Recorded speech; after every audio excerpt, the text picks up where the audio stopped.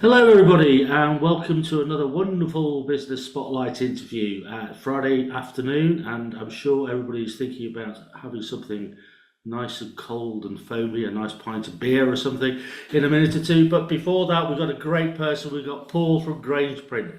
Paul, tell us all about your business. How you doing, Tim? You all right? Yeah, basically, Grangeprint is something that I set up probably around about 20 years ago now, just literally on a kitchen table, just experimenting with a large format printer, doing personalised printing stuff, photos on canvas. Back then, it wasn't a big thing, the photos on canvas, but it got quite big for us.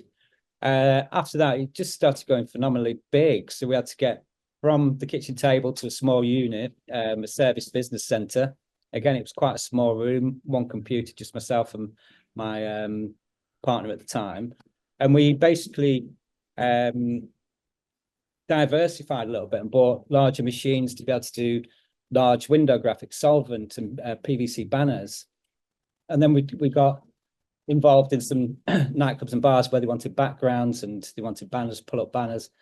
And then they wanted leaflet printing. We didn't have capacity to do leaflet printing, so we used to outsource. Then we bought the machines, digital printers, to be able to allow us to do whatever they wanted, like menus, graphics, that sort of thing. And then the premises wasn't big enough, so when we had to take on the unit next door, then the unit next door, and then from that we had to move. We simply had to move to Beeston and get a 2,000 square foot unit, and so we're never going to fill this. The next thing we would fill it with machines, and we had to get somewhere bigger. So then we got somewhere bigger in the city centre at Bolero Square, the Ice House. So we actually decided to buy it. We bought it on a mortgage, around about 3,300 square feet, and now pretty much in house we do everything from clothing, branding, embroidery, printed onto garments.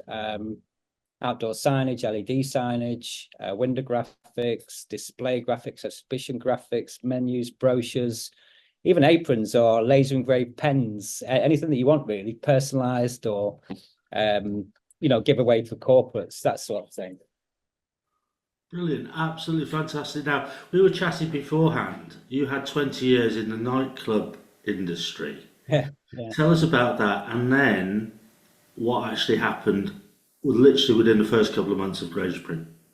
Yeah, so basically I was running the nightclubs, worked my way up from just being like, as you do, as being like a trainee manager. And then it becomes a passion. You think, yeah, I love this life. It's brilliant. I'm in a nightclub, I'm getting paid for it. And then you progress through the ranks and you become general manager. And it got to the point where when we were doing all our own promotions, we'd have to somehow design our marketing material up. And I got quite a bit of a flair for doing that and enjoyed getting onto Photoshop and designing the leaflets up and designing up invitations. And I thought, you know what, I'd love to do this for a living.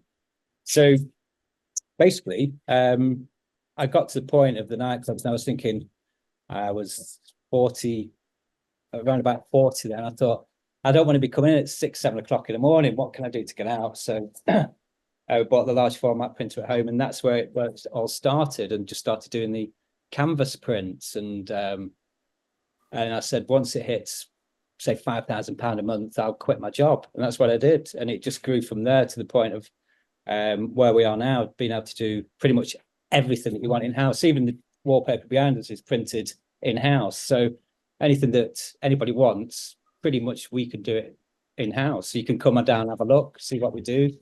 And I'm sure there's not a project that we cannot fulfill. Fantastic. And so, yeah, guys, that's printed in-house behind him. It's not in London, in Nottingham, just to make sure. But it is global. We're saying that, aren't we, Paul? So absolutely fantastic. Did you, I mean, nightclubs, running your own business, did you always want to run your own business? Well, yeah, I mean, I always had a bit of an entrepreneurial skill when I was younger. Even at the age of 14, I was trawling the local newspapers and the ads looking for second-hand motorbikes, painting them up, washing them and selling them next day in the classifieds. And then I started as a trainee wood machinist. I'd be taking on the pallets, stripping the pallets down, sanding them down and turning them into coffee tables, that sort of thing. Back then you do anything to try and be creative and make a few extra pounds for yourself, basically. Yeah. Brilliant, absolutely fantastic. So it's an interesting question, this. With the benefit of hindsight, knowing what you do now what would you do differently? I think what I would try and do is engage a little bit more into the social media side of things, because that's one thing that kind of lets down a little bit, because I'm good with technology, I'm great with computers, I'm great at design, I'm great with machines and whatever. But sometimes if I get out of my comfort zone, I won't embrace it. But if I got into the doing the TikTok and the Instagram, and I'd worked out how to do it, there'd be no stopping me. I'd be doing it every minute of the day. But it's just that actually making the time. And like the old saying goes, if you carry on doing the same things, you're going to get the same results. So I do realize I've got to get out of that little bit of a comfort zone and actually start doing a little bit of media publicity through the socials, because everything that we've achieved, literally, we haven't had to do any advertising. It's all been word of mouth. And that's how I ended up with some really decent clients, word of mouth. But imagine if I got out there on the social media platforms, how much more this business could actually grow. Yeah, that's a really good point. Absolutely fantastic. So, what do you think the biggest challenges for the business is going ahead?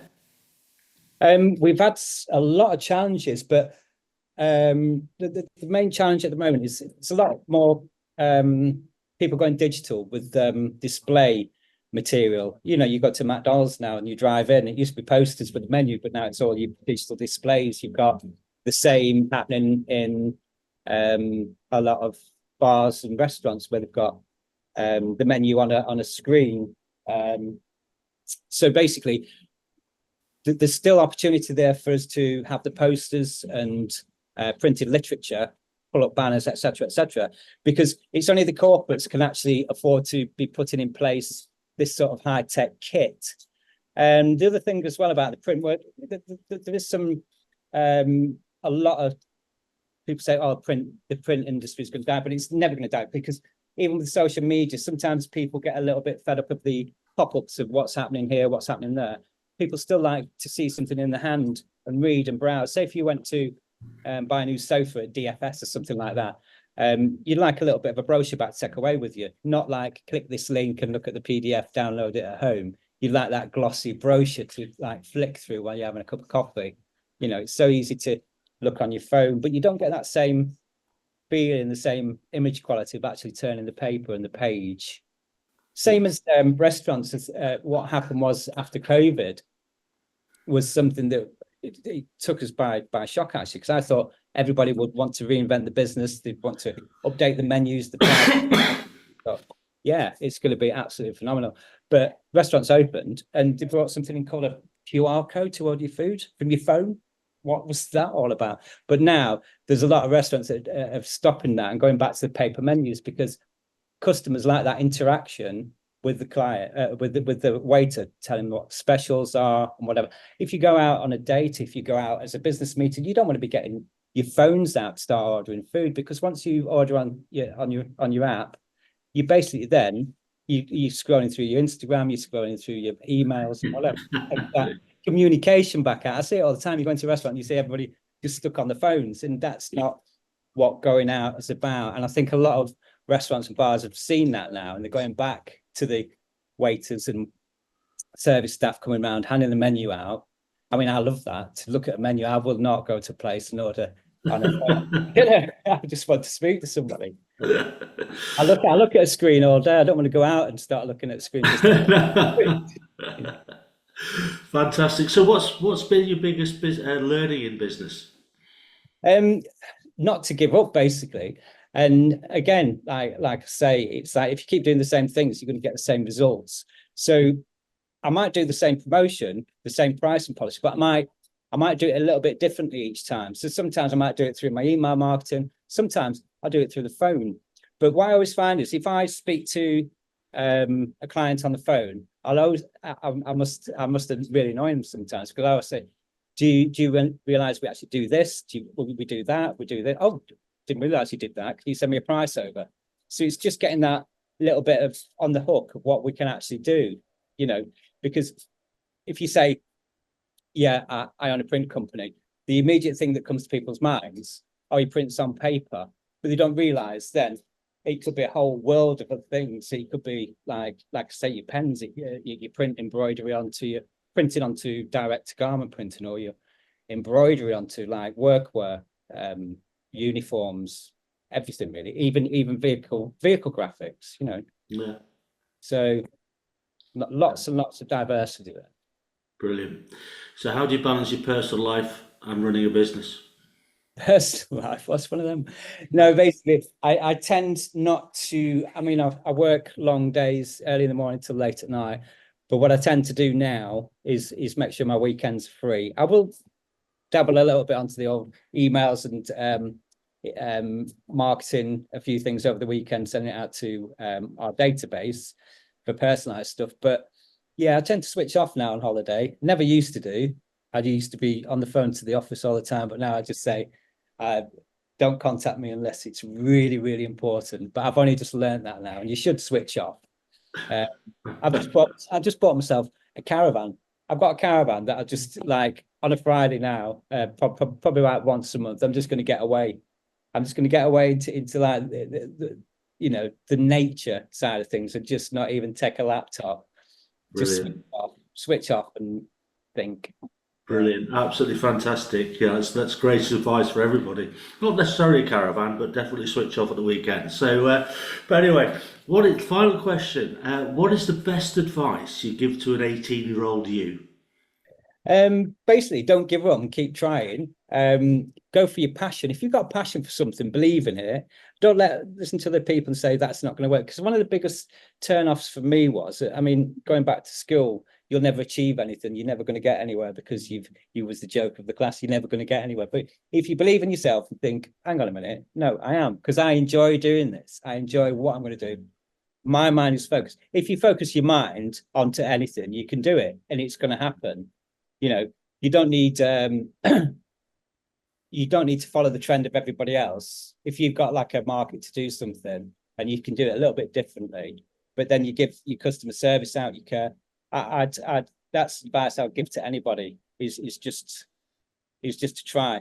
And if you wanted to set your own company up to do something, say if it was like design your own brand or something, go and work and get the experience within a company first, and get the teaching, the mechanism and the tools of what you need to do mentally and in a thought process of how you're going to set it up, and make a business plan. You've got to somehow make that plan of what you're going to do, like how you're going to get there, like in effect, like a SWOT analysis, strengths, weakness, opportunities, threats, and just plan everything out. Even if you've got local people doing what you want to do, don't be put off by that. There will always be a market of your way of doing things.